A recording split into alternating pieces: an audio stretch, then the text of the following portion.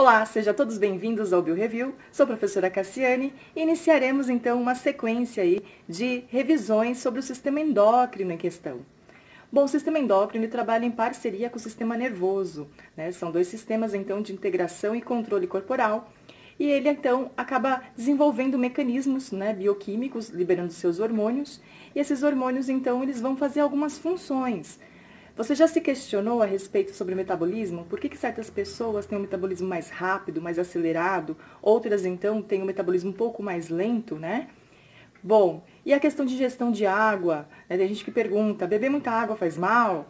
Bom, estas e outras questões nós iremos então trabalhar aí nessa sequência de vídeos. Eu separei cada glândula num vídeo. Na verdade, a parte da tireoide e paratireoide eu fiz num vídeo só, um vídeo único, tá? Mas nós teremos então este vídeo, né, da hipófise, o próximo da tireoide e paratireoide, outro de suprarrenais, outro de pâncreas e outros de gônadas, né, as gônadas masculinas e femininas, que são os ovários e testículos. Espero que vocês gostem, espero que vocês façam bom proveito. Caso haja alguma questão que eu não tenha falado aqui nessa sequência, podem me escrever nos comentários, eu vou respondendo um a um com o maior prazer. Então, boa aula!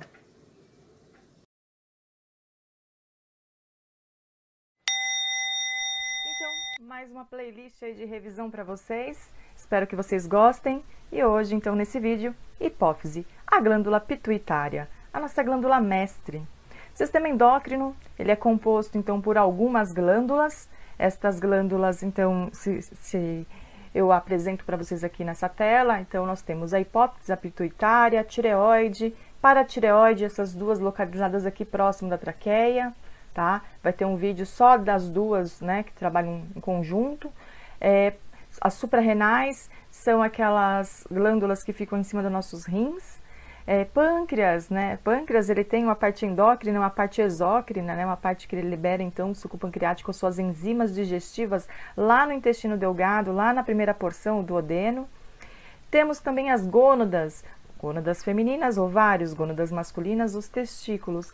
Então, teremos aí nós temos, na verdade, já alguns vídeos no canal. Estou terminando só, acho que das gônadas agora, e aí vai ter a playlist completa para vocês, tá bom? Possivelmente, quando você estiver vendo este vídeo, já estará completo lá a playlist e você poderá revisar aí todas essas glândulas.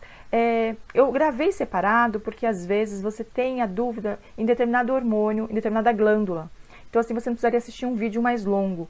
Tá? Então, eu faço vídeos aí de mais ou menos uns 10 minutos, 12 minutos, para ser uma revisão rapidinha, né, só para pegar os principais pontos. Mas, se você tiver alguma questão que eu não tenha apresentado durante a revisão, pode me escrever aqui nos comentários que eu tiro essas dúvidas para vocês, tá bom? Respondo um a um. Então, onde fica a nossa ação, né, endócrina? Como assim que acontece essa formação sistêmica aí, né? Como que este sistema que é de integração e controle hormonal acaba regulando o nosso organismo? Bom, o sistema endócrino ele libera seus hormônios dentro da corrente sanguínea, tá? Então, a célula endócrina aqui, ela vai liberar esse hormônio, que é uma substância química, e ele vai cair onde? Ele vai cair dentro da nossa corrente sanguínea. E lá ele vai, então, se destinar até a sua célula-alvo. E aí, quando ele chega na célula-alvo, vai ter receptores. Esses receptores acoplam, né, então, e aí você tem a ação, né, dessa substância. Então, aí você vai ter a sua função. Quando isso está de forma limitada, sendo produzido de forma limitada, com carência, né, você vai ter problemas de saúde, mas quando você produz demais também, tá? Então, é tudo da quantidade exata, né, gente? Nem de mais, nem de menos, tá? Então, é por isso que é importante a gente estar visitando aí um endocrinologista para fazer os exames de rotina, para ver se tá tudo certinho, né? Porque às vezes você meio que desconfia de um probleminha e às vezes o probleminha não é bem naquela região. Às vezes é uma outra glândula que poderia estar impulsionando, né, essa disfunção, ok? Então, visite o médico sempre. Lembrando que aqui é aula de revisão de biologia, ciências para a educação básica, tá? Aqui a gente não faz consulta médica. Vamos lá. E onde fica, então, a nossa glândula pituitária? Ela fica aqui na região da cabeça, né? Se você traçar, então, duas retas, né? Aqui no meio dos olhos, das sobrancelhas e aqui em cima da sua orelha, praticamente você encontra então aí a glândula pituitária, a glândula hipófise. Ela que é dividida em duas partes, tá? A gente vai falar daqui a pouquinho da adenohipófise e da neurohipófise, e trabalha aí muito integradamente com o sistema nervoso, o qual recebe então as informações do meio ambiente, né? Vamos por assim, com os 5 sentidos, né? Visão, audição, tato, paladar e olfato. E aí ele acaba recebendo essas informações e isso pode estar, sim, passando alguns fatores que podem tanto impulsionar a produção, né, dessa glândula, ou podem até mesmo estar inibindo, né? O estresse é um exemplo, então quando a gente está muito estressado, a gente pode ter alguns problemas. E aí as pessoas perguntam, mas como assim o estresse, né? Por conta disso, ele meio que, o corpo para se prevenir, né? O corpo para tentar não ter um desgaste, né, um aporte de energia, ele acaba então se regulando de uma forma e às vezes aquilo não é tão legal, né, não é tão benéfico assim. Então é importante a gente estar dando uma olhadinha aí como que anda a rotina, como que anda o dia a dia e visitar sempre um médico para ver, né, se é uma disfunção pontual ou a coisa realmente faz parte de um quadro clínico, um quadro mais criterioso, um quadro médico, tá bom? Então, aqui está a nossa hipófise. A neurohipófise e a adenohipófise. Se eu olhar para aquela glândula, eu consigo ver duas partes, tá? A gente vai ter duas partes. A parte posterior e a parte anterior. A neurohipófise, ela vai liberar 2 hormônios. Ocitocina e ADH, que é o hormônio antidiurético, tá? Ocitocina é aquele hormônio que vai ajudar a mulher na hora do parto para fazer as contrações uterinas, ajuda também nessa contração das glândulas mamárias para a saída do leite, tá? Depois quando ela se torna lactante. O ADH, que é o hormônio antidiurético, é o hormônio então que retém, né, a quantidade de água, né, e diminui então a quantidade de urina. Tá? Então, ele favorece essa reabsorção de água lá nos néfrons e fazendo, então, essa hidratação do corpo, né? Ele não deixa o corpo eliminar tanta água. Eu vou passar uma tabela para vocês daqui a pouco, pontuando cada função de cada hormônio, tá bom? Agora aqui é só uma apresentação inicial. A adenohipófise, que é a outra parte aí da glândula pituitária, ela tem, então, 6 hormônios, tá? O TSH, que é o tireotrófico, este hormônio ele estimula a glândula tireoide a trabalhar e produzir seus próprios hormônios. ACTH, hormônio adrenocorticotrófico, este aqui ele acaba estimulando as adrenais, as suprarrenais, tá? Então são glândulas acima dos seus rins, é aquela que, por exemplo, vai te liberar aí o cortisol para você despertar de manhã, acordar feliz, né? Ou não. Bom, e aí também trabalha com adrenalina, noradrenalina, né? Enfim, outros hormônios que você pode ver lá na nossa aula de suprarrenais. GH, Growth Hormone, e também a somatotrofina, que é o hormônio do crescimento, é o que vai fazer esse desenvolvimento do organismo, então o corpo acaba, né, alongando os ossos, né, a pele, os músculos e tudo mais. Tem a ver também com maturação sexual, né? Então é um hormônio aí bem específico e é possível que o pediatra, geralmente, se caso tem algum quadro, né, que a pessoa não está crescendo de acordo com a curva, né, com o percentil, né, ele acabe até mesmo indicando aí um hormônio exógeno. LH e FSH são as gonadotrofinas, são hormônios que vão estimular as nossas gônadas, lembrando, gônadas femininas, ovários, gônadas masculinas, os testículos, tá? Hormônio luteinizante, ele no ovário, por exemplo, vai trabalhar lá no nosso corpo amarelo, no nosso corpo lúteo, depois que a gente ovula, né? As meninas ovulam, assim, depois do nosso período fértil. O FSH, então, é o hormônio folículo estimulante, é ele que vai liberar, né, esse ovócito aí. Então, ele que permite ter o período fértil. Prolactinas é o hormônio que vai, então, estimular a produção do leite na lactante, né, nas glândulas mamárias, e aí o bebezinho teria lá o seu leite materno, tão benéfico aí para o seu desenvolvimento. E aí, vamos mostrar, então, a nossa tabela. Essa tabela eu separei assim, aqui em neurohipófise, vocês estão vendo meu mouse, e aqui embaixo adenohipófise, tá? Parte de cima, neurohipófise com seus 2 hormônios, ocitocina e o ADH, que é o antidiurético, também conhecido como vasopressina. E aqui nós temos os 6 hormônios da adenopófise, que é o TSH, tireotrófico, ACTH, adrenocorticotrófico, FSH, o folículo estimulante, o LH, o luteinizante, prolactina e o GH, que é o growth hormone, que é a somatotrofina. Bom, a função deles estão aqui estão apresentadas aqui essas funções nessa última coluna, tá, dessa tabela. A ocitocina, como eu disse para vocês, contração da parede uterina, promove a liberação do leite pelas glândulas mamárias, porque vai fazer essa contraçãozinha, né? Por isso que a mulher ela se torna apta, né, a amamentar logo após o parto, tá? Tem a ver isso. Quando a mulher tem dificuldade na hora do parto, de contrações, como os médicos também injetarem aí a ocitocina e essa administração de ocitocina favorece uma contração mais intensa, facilitando a expulsão do bebê do útero. ADH promove a reabsorção de águas nos rins, ocasionando a formação de urina mais concentrada, ou seja, se ela retém água, gente, vai aumentar a pressão sanguínea lá nos capilares, nos vasos, né? Por isso que ela é conhecida como vasopressina. Eu vou falar de alguns problemas depois relacionados a esses hormônios, tá? A gente vai estudar como eles funcionam e depois algumas disfunções, alguns fatores, né, que causam disfunções, entre eles o ADH. TSH tireotrófico, que estimula a tireoide a produzir os seus próprios hormônios. Então é por isso que a hipófise, essa glândula que está aqui na cabeça, é conhecida como glândula mestra, porque ela libera hormônios que estimulam outras glândulas a produzirem seus próprios hormônios, a terem o seu próprio efeito.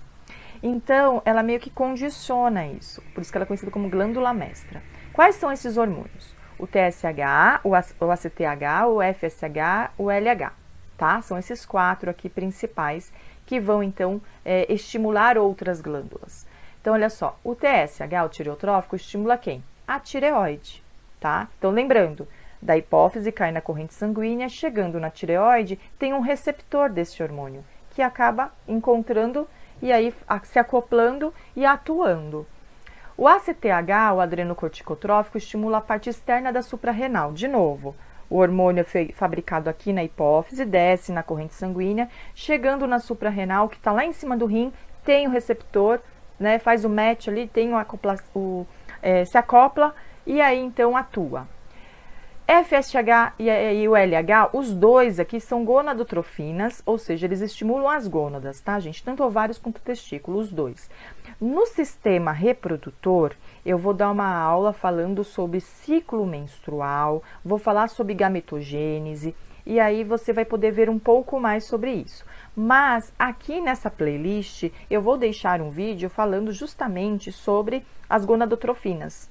Somente sobre o FSH, o LH, tá bom? Vou acabar falando de ovários e testículos e vou acabar falando muito sobre isso, tá bom? Mas só para te pontuar que depois vai ter um outro vídeo, em uma outra playlist, que é o sistema reprodutor, onde você pode somar esse conhecimento aí, né, e se beneficiar. Eu espero muito que você consiga colocar em prática todo esse conteúdo, né, tenha uma aprendizagem significativa, tá bom? Se você tiver mais dúvidas, pode escrever aqui nos comentários. E para terminar, mais 2 hormônios aqui da adenopófise, estes aqui já não vão estimular uma outra glândula a produzir o seu hormônio, mas, por exemplo, a prolactina promove a produção do leite, tá? E o GH promove o crescimento e o alongamento aí dos ossos, né? Estimulando a síntese celular. Deixa eu só puxar aqui, né? Ah lá. Promove o crescimento do organismo, elongação dos ossos, estimula a divisão celular e a síntese de proteínas. Divisão celular, mitose, né? Lembrando ainda a nossa mitose, tá bom? Então, essa aqui é a apresentação dos hormônios, dessa função. Tira um print ou também tente reproduzir essa tabela, tá bom? Eu vou até me reduzir aqui, para caso você queira tirar um print, só um instante. Deixa eu só reduzir aqui a minha tela de câmera. Vamos ver? Eu vou me colocar aqui nesse cantinho, gente, para vocês tirarem um print.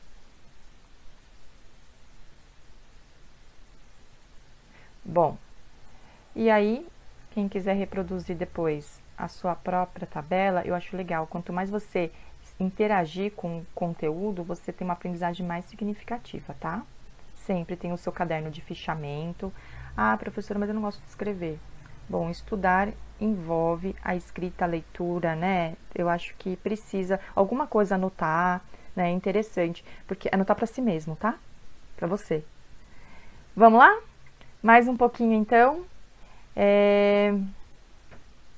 Aqui eu tenho a hipófise e um exemplo, então, de como esses hormônios chegam nessas glândulas, né?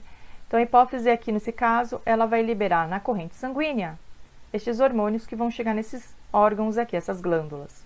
Por exemplo, o TSH, que é o hormônio tireotrófico, ele acaba, então, estimulando a tireoide, né? Eu fiz 2 corpinhos aqui em esquemáticos, tá? Um feminino e um masculino, espero que vocês tenham gostado.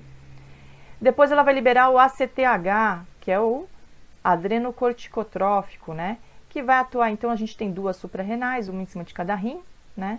Então vai aí acabar chegando na parte externa, no córtex da suprarrenal, para estimular que a suprarrenal produza então seus próprios hormônios. E agora esses 2 são as gonadotrofinas, eles vão trabalhar nas gônadas, né? Aqui no caso do homem, nos testículos, nas mulheres, nos ovários. O folículo estimulante, né, que na mulher permite o período fértil, no homem a produção também de seus gametas, mulher, gametas femininos, óvulos, e no homem os espermatozoides. Tá bom? E é desta forma, pelo sangue, então, gente, que esses hormônios chegam lá e atuam. Vamos falar dos fatores relacionados aos hormônios da hipófise? Então, vamos lá. Eu vou falar agora de disfunções, tá? A gente vai ter aí o gigantismo, o nanismo, diabetes insípido, alcoolismo e lactação, tá? Primeiro, ligados ao GH, aquele hormônio do crescimento. Em excesso, gigantismo. Em carência, nanismo. Em excesso, se tem gigantismo, aumento da estatura. O nanismo, gente, já é na infância que a gente detecta, tá? Que ele fica abaixo do percentil, né? E aí a pessoa fica com baixa estatura. Bom, em adultos ele pode causar aí a tal da acromegalia. O que é acromegalia? É algumas extremidades do corpo maiores do que o padrão. Então, por exemplo, dedos maiores, nariz, queixo, mas maiores mesmo, tá? Assim, não é, eu tenho os dedos finos e longos. Tudo bem, pode ser o padrão genético da sua família, né? Mas aqui no caso é fora do padrão, ok? É fora do padrão.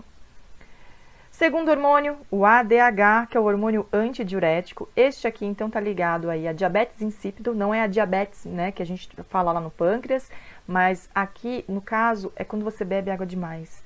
Sabe quando aquela pessoa fala assim, eu bebo 3, 4 litros de água? Calma, cuidado. Tenha ritmo ao tomar água, ao se hidratar. O que significa isso? Você precisa absorver aquela água. Bebe um copo, né? Bom beber antes das refeições, né? Se hidratar antes. Não precisa beber de uma vez, né? 500, 600 ml, 1 litro de água. Não. Por quê? Se você bebe água demais, você vai dissolver sais minerais e glicose. Glicose é açúcar, gente. Açúcar na água, né? Dissolve. E aí você teria uma excreta, né, uma urina muito diluída e uma excreta acentuada. Ou seja, você iria muitas vezes ao banheiro, fazer muito xixi, e essa urina vai estar eliminando os sais minerais que seriam necessários no teu corpo. A glicose, o teu cérebro funciona à base de glicose, né? Muitas partes do teu corpo é a nossa molécula de energia aí. E aí o que acontece? Com isso a pessoa sente sede. Nossa, mas eu bebo tanta água, sinto sede. Por quê? Porque você está forçando a saída desses sais minerais, tá? E você também está forçando a saída desse excesso hídrico. Então, essas pessoas têm uma desregulação. O que você precisa fazer? Controle-se na sua ingesta de água, beba devagar, para sua língua, né? Seu cérebro perceber que você está se hidratando, ok? Dá um tempo para essa hidratação no teu corpo. E aí sim você vai voltando, né, a regular aí. Então, a diabetes insípido não tem a ver com a quantidade de glicose, nem com a quantidade de insulina que a gente vê lá no pâncreas. Aqui tem a ver com a alta ingesta de água, né? O volume grande de água aí sendo ingerido. Consumo de álcool. Por que bêbado faz xixi na calça? Vamos lá. Então, dependendo da quantidade de álcool, ele pode bloquear a ação da hipófise e ela pode ter uma desregulação do ADH. Ou seja, se não libera o ADH, que é o antidiurético, que retém urina, solta-se água, solta-se urina, né? Então tem esse aumento, né, dessa eliminação de urina aí. Então você acaba favorecendo, não consegue controlar. Então o álcool tem ele bloqueia aí a ação do hormônio antidiurético, tá? Então é um dos problemas aí em relação ao alcoolismo. Prolactina, aqui eu trago sobre as lactantes, né? Então, o estresse ele pode reduzir ou bloquear a descida do leite, uma vez que lembra que eu falei para vocês que a hipófise trabalha muito próximo do sistema nervoso lá com o hipotálamo, percebendo esse meio, né? Então, é fato que quando a mulher está num meio muito estressante, ela tem problema nessa descida do leite e aí acaba, às vezes, prejudicando de fato, até mesmo o desenvolvimento da criança que precisaria tanto daquele leite, né? É fato também que ela consegue se desenvolver sem o leite materno, mas que nós temos estudos, então, né, dizendo dos benefícios do leite materno, então seria interessante que a mulher amamentasse. Bom, mas nem todos os problemas estão relacionados à hipófise, tá? Então, alguns problemas de lactação estão relacionados a próprias glândulas mamárias, até mesmo ao bico do peito, tá? Tem todos esses fatores aí. O que eu trago para vocês é que o estresse, ele pode ser um dos bloqueadores, então, de prolactina. Essa imagem traz, então, as mulheres, né, militares aí amamentando, mas eu li uma vez um estudo, eu não consegui achar o estudo para mostrar aqui para vocês, mas me recordo que mulheres na guerra tinham dificuldade de amamentar seus filhos, né, por conta do choque, né, do estresse todo do período, né, histórico, e depois teve um estudo em cima disso. E aqui eu trago essa imagem que eu encontrei aí, foi no site do G1, né, da Globo, coloquei aqui para vocês a fonte, para vocês lerem depois a matéria. E até vou sair daqui só para vocês verem a fonte direitinho, tá? Ali. E eu achei bem interessante. Bom, espero que vocês tenham gostado da aula. E eu espero que vocês vejam, então, toda essa playlist. E a minha dica é, depois que você ver a playlist, volte neste vídeo. Porque, como ela é a glândula mestre, depois que você estudar aí, né, todas essas outras glândulas, esses outros hormônios, volte para cá para finalizar. Porque às vezes alguma coisinha fica, é bom dar uma linkada, né? Como é um sistema, né, e ele é totalmente, posso dizer assim, não vou dizer que é um ciclo, mas ele tem toda essa estrutura de feedback, positivo e negativo, então é importante que você faça essa relação, tá bom? Essa integração. E se você ainda não é inscrito no nosso canal, se inscreva, é importante para o canal e é importante também para ajudar outras pessoas, não? Como é um canal de revisão, né, possivelmente as pessoas assistem 1, 2 vezes o canal, o mesmo vídeo, então é importante que você deixe seu like para ajudar outras pessoas também que possam aí tirar suas dúvidas. Um beijo, até a próxima!